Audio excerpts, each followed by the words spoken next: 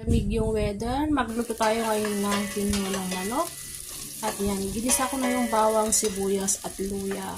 At gusto ko yung slightly brown yung sibuyas, bawang, luya natin. At igisa natin itong manok na minarinate ko na ng seasoning.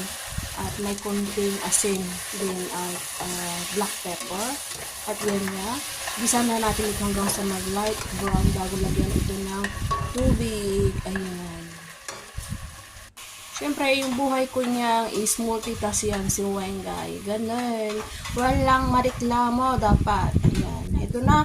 At gisa-gisa muna natin to bago lagyan ng tubig. Nag-light brown na. So, pwede na to lagyan ng tubig para mas malasa yung ating manok kapag ganyan siya na isang kutsa natin ng mahigi.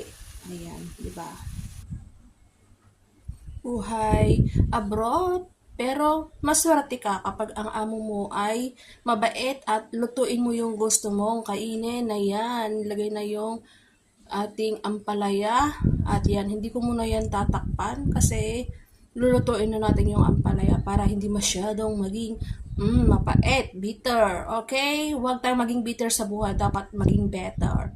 Ayan, kaya solve na naman ang ating sikmura.